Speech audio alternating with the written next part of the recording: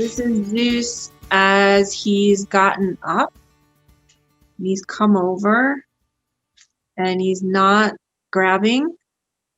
No, he came over and shook off Yeah. a little bit, and now he's just going right back to where he was. Good That's boy. pretty amazing. That is so good. Yeah. Big yawn. That's good. What a handsome guy. Yeah. My volunteers are going to appreciate this, I can tell you. Well, They don't like being jumped on either.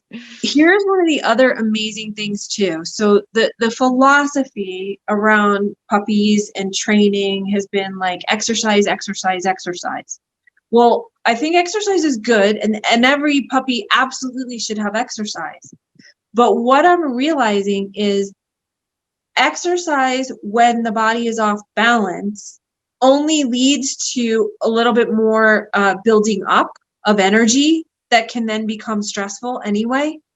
When you actually get the body alignment right, it relaxes their diaphragm, which usually gets off balance or tightened up or shortened when they have some kind of impact, even if it's an impact that they're not injured. When all of that relaxes his breath, he takes a deeper breath, his whole entire central nervous system relaxes. And that's really what's responsible. He's so cute. He is a baby. Look so cute.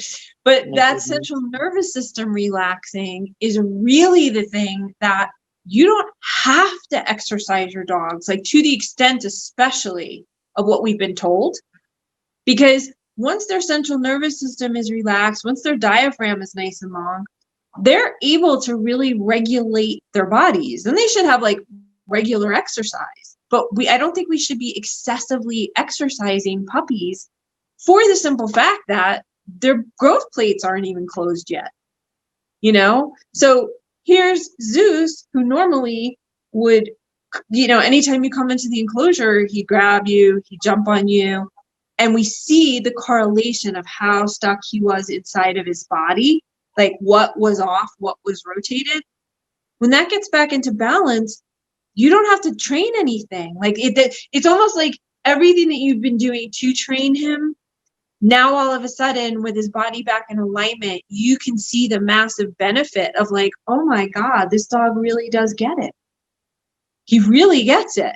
But he was stuck and he kind of couldn't help that energy was driving his behaviors. I felt that. I felt like he couldn't help it. Yeah. You know? Yeah. I mean, it's definitely not vicious. It's just, it was like kind of instinctual. Yes, because if the body's out of alignment and the cerebral spinal fluid's trying to flow, but it keeps jamming up against something, that energy starts building up and it's almost like, like I need to chew on something. Like, I don't know what to do with this. They don't, you know what I'm saying? It's not a thought like, oh, let me just release it. It's like, no, literally they can't help it because something is stuck inside. And as soon as we get that into proper balance, well, now their natural ability to calm themselves shows up. So this is just a beautiful example of that because, and again, you've shared with us, this is not how and who this dog typically is when someone comes into his enclosure. Not at all. So how does he feel to you now? He's just so calm. He just let out a huge, took a big, big breath. Now that's another thing too. When bodies go out of alignment, we will shorten our breath. And that also as well for any animal and any human, as our breath gets shorter and we're breathing into less and less of our body, we're actually taking in less oxygen and we're actually probably pooling a little bit more carbon dioxide. In other words, when we breathe in, if we're breathing from our belly, we'll take a bigger, fuller breath. And when we exhale and send our belly toward our low back, we'll take a bigger exhale. So we'll take a bigger inhale, we'll take a bigger exhale. That's what actually calms the body because the oxygen and the carbon dioxide, it's like one is nutrition, one is an excess toxin of the blood. So when that gets back into balance, and it's like why as humans too, as soon as we can take a big deep breath where our whole body feels it, immediately what was ever stuck starts to release and we can feel calmer too. So this is really just, it's beautiful. I love seeing him because it's an amazing experience, but it's also an education, right? For all of us. Hey, this is actually what's really happening in bodies. And especially if you've got a puppy or a dog that you're working with behavior issues, you really, really, really want to take a look at making sure that the body is balanced. Because I don't think that this is just from Zeus just having a big day. At 6 months, these puppies can rebound pretty quickly. You probably would have had to run him about 10 to 15 miles minimum for him to get tired, like that kind of tired. Yeah. But now he's just, Well, it's more calm than it is tired, you know, what I feel like. Yes. And that's the difference, right? We can exercise and drain energy, but that does not mean you have a calm dog. Exercising them can make a stronger dog, but not a calmer dog. Exactly. And so you've got a really strong dog that actually needs more exercise. Exactly. And is not necessarily calm. But here, what do you sense is the difference? You definitely sense a difference between tired and, whoa, this boy just dropped into. Yeah. He's calm and peaceful inside.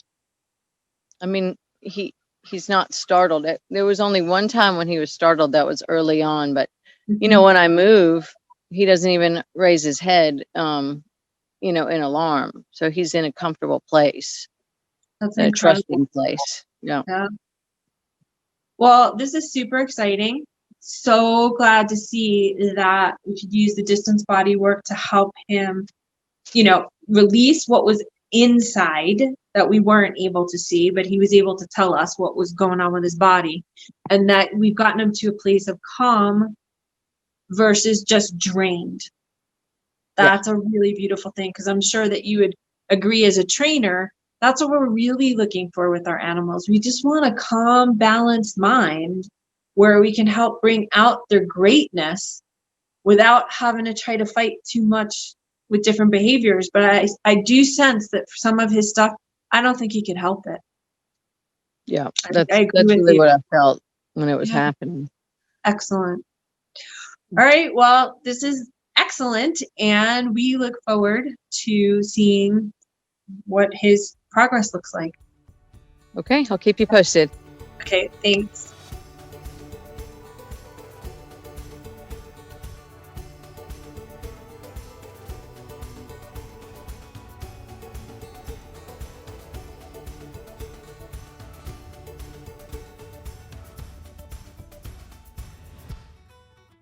Thanks for watching today's episode of Animal Healer TV. We hope you enjoyed it.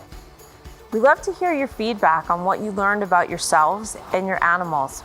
We'd also love to hear what issues are you dealing with that you'd most like to see on the show. If you'd like to participate in an episode, please see the link below and share with us the issues that you're having with your animals. Don't forget to like us on Facebook and Insta, and please feel free to share with your friends. Join us next week for another episode of Animal Healer TV, where we will explore quantum reality and see what else is possible in helping animals and humans heal their behaviors, their health, and each other's hearts.